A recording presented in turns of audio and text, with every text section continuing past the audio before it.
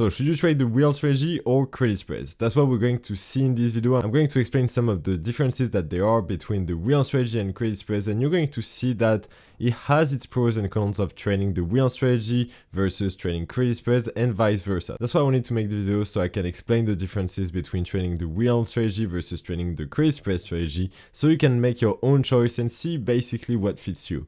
And after that, I'll share with you my opinion on what I think is the best and why I think this strategy is actually the best. So the way we're going to analyze the differences between the wheel strategy and credit spreads, we're going to look at the advantages and the disadvantages of each, and we're going to try to compare them so you can basically have a good picture overall of what are the two and what are the main differences between the two. So first of all, let's talk about the advantages of using the wheel strategy. The first thing about the wheel strategy that I think is very important to notice is that it's a strategy that is very simple to use. It's a strategy that is very mechanical. You don't need to, think about a lot of things. If there was a strategy that was, that had black and white rules, like even though there is always subjectivity when you're trading, I think the wheel strategy would probably be the strategy that has the rules that are the most, that are the clearest. There is almost no room for subjectivity if you really follow to the T the wheel strategy. Because remember that the wheel strategy is defined like this. You sell a put on the stock, then you wait to get a sign, and when you get a sign, you have to buy 100 shares of the stock. Then, once you have those 100 shares, you're going to start selling calls against those shares so as to reduce the cost basis. Then, when the stock comes back up, you're going to get a sign on your call and you're going to sell your shares back to the market, and hopefully you'll have done that for a profit. So, of course, I really over-summarized the wheel strategy. There are plenty of things to discuss about for each and every single step, but this is just to give you a general picture of what is the wheel strategy. Because this is such a simple strategy, meaning that you sell a put, you wait to get a sign, and if you don't get a sign, then you just sell another put, and if you get a sign, you start selling calls, and you just continue and you just keep going like this. And that's why we call that the wheel, is because it's a process that you can repeat over and over. And the first obvious advantage of using the wheel strategy is that it's a very simple mechanical strategy that if you don't want to get too invested, I'd say, in the markets, I'd say mentally speaking, then it's a great strategy because you can really do this almost on autopilot and just sell your put and see if it's getting a sign or not. And you're just doing this and go to the next step whenever needed. And that leads me to talk about the second advantage, which is that you have less management compared to a normal strategy.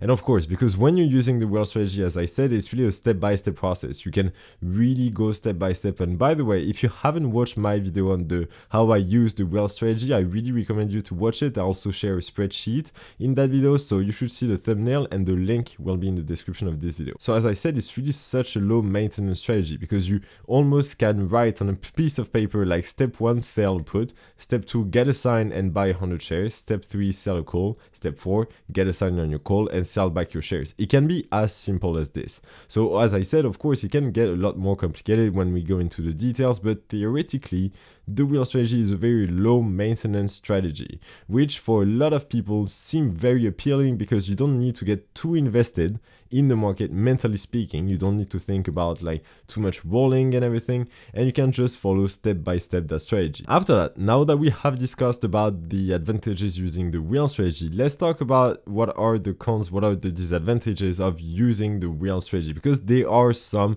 that you need to be aware of. The first disadvantage that I see, and that is for me one of the biggest drawbacks of the wheel strategy, is that you're very tied to the trade. And let me explain what I mean by this. When you start selling a put on a stock and you start getting a sign, and then you're going to start selling calls against your shares that you just got a sign on, well, you're getting tied to the stock in a much longer way than, in my opinion, any other strategy. And the reason for this is that as you're trading a strategy where you expect to be a sign, and then you expect after that to be a sign to sell calls against your shares, then you really have a, not say long-term commitment, but medium-term commitment to that stock in particular.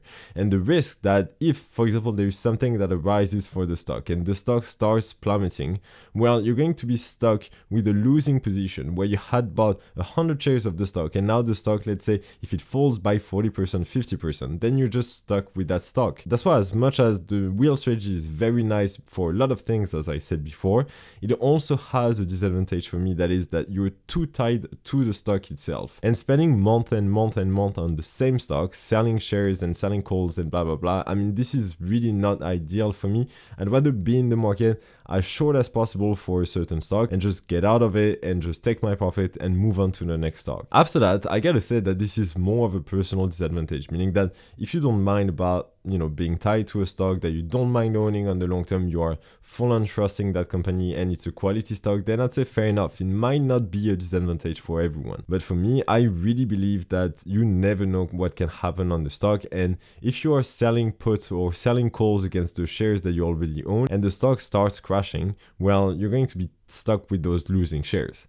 And of course, you would probably tell me, well, if there is a crash, you're going to be stuck with losing trades anyway. It's fair to say that. But I'd rather not being stuck in a trade too much, especially in selling naked options. Another disadvantage of the wheel strategy is that it's very capital consuming. Not everyone has the buying power so as to allocate for like 100 shares of a stock and just trade that stock using the wheel strategy. For a lot of people, usually buying 100 shares of any given stock that is fairly liquid and fairly healthy, I'd say, well, it's not that easy. Hence, for people that have a small capital, the wheel strategy might not be the best because it requires so much capital. After that, you can always try to aim for stocks that have lower prices so you don't end up just putting tens of thousands of dollars when you buy those 100 shares. You might try to trade the wheel strategy on a stock that is worth around $20 per share. So by buying 100 shares, you will essentially pay $2,000 per share for that stock, which is a lot less compared to if you were, for example, trading like Tesla or Apple or Nvidia or any high price stock. So that's why that for people with low capitals, the wheel strategy might not be ideal. Also, one other very big disadvantage of the wheel strategy that you really need to be careful about is the following. When you sell puts and you start the first step of the wheel strategy, well, you're going to have two choices in front of you. Either the put expires worthless, then in that case, you just keep selling another put. Or your put expires in the money and in that case you get a sign. But the big disadvantage that I see is in the first scenario, if your put expires worthless and you need to sell another one. If your put expires worthless, it means that the stock is going up. So if it's going up, well, in that case, you're going to have to sell another put and you're going to have to sell another put at a higher strike so you can have a good premium. Because as the stock is rising, you have to sell puts closer to the stock price so you can also have a decent premium when you sell that put. So by doing this, you're essentially selling puts at higher strikes and higher, which is a problem in a way, because if the stock starts falling and your put expires in the money, then you're going to be assigned at a very high strike price. And of course, one solution could be to just roll down your put to a lower strike so you don't get assigned at such a high price.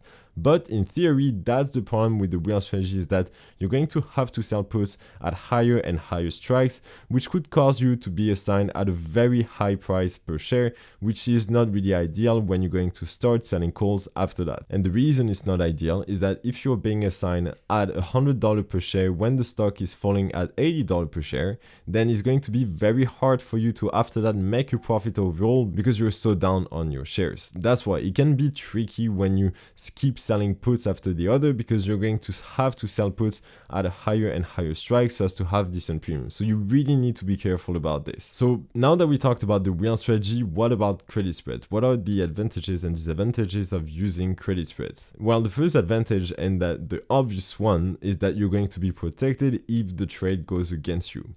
And of course, like you could have very tight credit spreads, you could have very wide credit spreads. Personally, I'm more of a fan of wide credit spreads. And the thing is, when you have your max loss that is being capped, regardless of how wide your credit spread is, well, at least it's going to protect you if something bad would happen. And we all know this type of occurrences when the stock, falls by like, let's say 50% of its value. And if you are trading naked options, well, you're going to end up in a big drawdown. With credit spreads, you don't have this problem because you have your max loss that is being capped and you can really choose what is the max loss that you're fine with. And that's really the first advantage with credit spreads, is that you have a control on your risk that is much bigger than when you are trading the wheel strategy. You have much more control on the max loss that you allow yourself for that particular trade, which I feel is really nice. Another advantage of using credit spreads is that you have a lower volatility in the returns. And that's especially true with, for example, wide credit spreads. When you're trading wide credit spreads,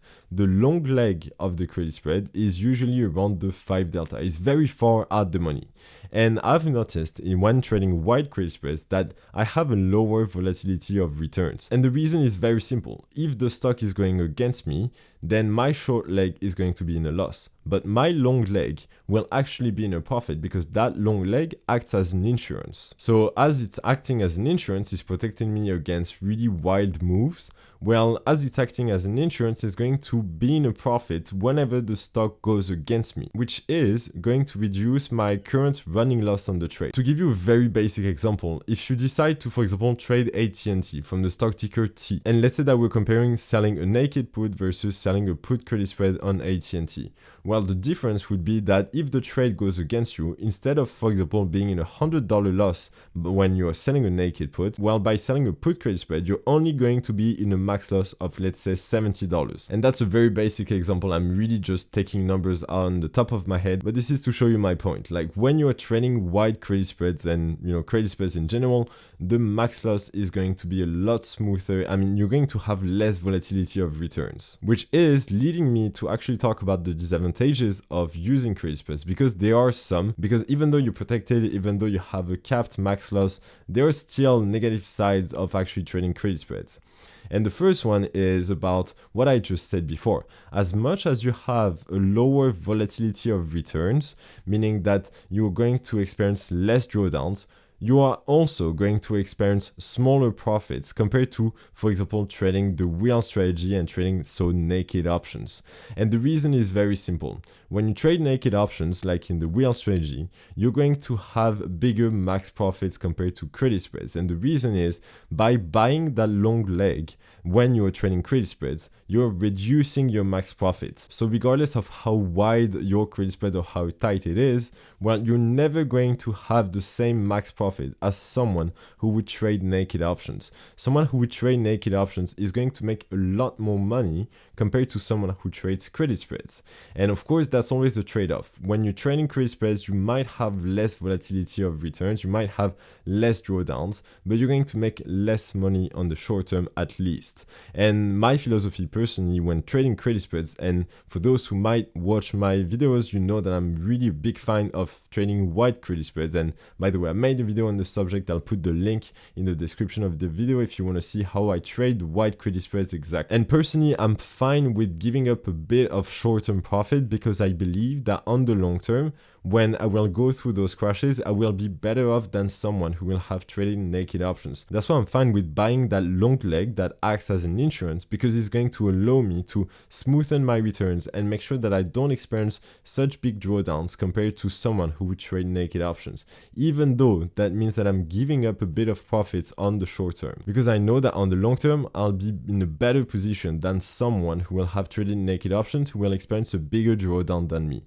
And for me personally, the drawdown is something that I really care about. So I'd say one factor that you might consider when choosing between trading credit spreads and the wheel strategy is, are you fine with the drawdown? If you're not fine with the drawdown, I'd say that credit spreads are better because you're going to experience less drawdowns when trading them. But if you're fine with drawdowns, if you're fine with that volatility in the returns, then I'd say maybe the wheel strategy is better, or at least trading naked options is better. But that's definitely one disadvantage of using credit spreads, is that as much as you have lower volatility of returns and so less drawdowns, you're also earning less money, at least on the short term. Also, another disadvantage of using credit spreads is that it can be hard to roll them. So for those who wouldn't be familiar to rolling a trade, basically what rolling is that you're going to close your current position and open a new one in a later expiration. So hopefully your trade comes back in your favor by then. And when you're trading naked options, for example, like in the wheel strategy, it's very easy to roll your trade to the next expiration for credit. Compared to when you're trading credit spreads, it can be hard to roll them to the next expiration. And the reason for that is that long leg that you're buying when you trade credit spreads is going to harm you when you're going to try to roll it, because if your credit spread is too much in the money, then you will have to pay to roll your trade to the next expiration, which is not ideal for a lot of people. I don't necessarily mind if I have to pay, like, let's say 10 cents of debit to roll my trade, but if I can roll it for credit, it's always better, because By doing so, you're increasing your max profit on the next trade and you're reducing your max loss on the next trade that you're putting. Compared to if you pay to roll your trade, then in that case, you're taking a loss. You're actually banking a loss directly. So just remember that rule that usually you want to roll for credit your trade. And by trading credit spreads, you might have less opportunities of rolling your trade to the next expiration for credit. So now that I talked about the differences between, trading the wheel strategy and trading credit spreads and the advantages and disadvantages for both, what do I think is the best strategy? So personally, and that's really only my opinion here, like don't take this for granted. I'm really sharing my experience here, so hopefully it's useful for some of you. By trading credit spreads and especially wide credit spreads, meaning that I'm going to buy the long leg very far out the money, I feel that this is a much better strategy than trading the wheel strategy. And the reason for that is the following. When I'm trading wide credit spreads, I'm basically making sure that I'm going to be able to roll for credit because that long leg that I'm buying is so far at the money that it doesn't cost too much. So it won't be that much of a problem when I'm trying to roll my trade because that long leg costs only a few cents compared to that short leg that I receive like $1 something. So usually wide credit spread is personally really my sweet spot because I can still roll my trade, it protects me against a crash, I have my max loss that is capped, and I'm keeping most of the premium from the short leg because my long leg only costs a few cents, and that long leg acts as an insurance. So of course, I might not earn as much as someone who would trade naked options like in the wheel strategy, and I get it, this is one of the drawbacks of trading credit spreads versus the wheel strategy. You earn less money than someone who would trade naked options like in the case of the wheel strategy. But, and that's really, really important, I feel that having that protection against a crash, having that protection on the long term and knowing that I won't blow up my account if the trade goes against me, I feel that this is worth 1,000 times, just the extra profit that I could make trading naked options. I feel that having a protection against a crash is really the only thing that really makes you sleep well at night. And trust me, sleeping well at night when you're trading options is very, very important.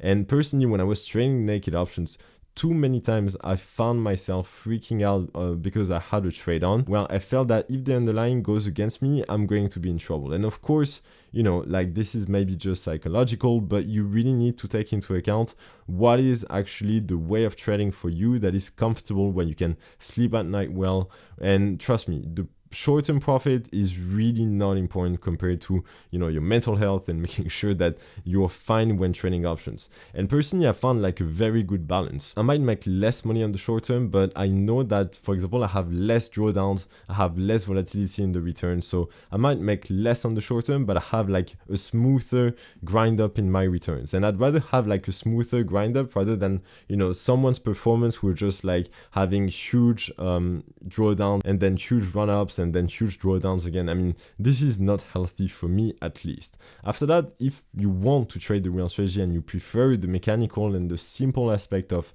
the wheel strategy, I'd say that's completely fair. But you need to be aware that the wheel strategy is not like miracle. Like, you're still exposing yourself to risk. If the stock falls, like let's say when you sold the put or when you have the 100 shares, then you might get actually into a loss, because after that, when you will want to sell calls against those shares, you won't have enough premium at the strike where you want to sell your calls at. You will have to reduce your strikes and sell calls closer to the stock price so as to get more premium.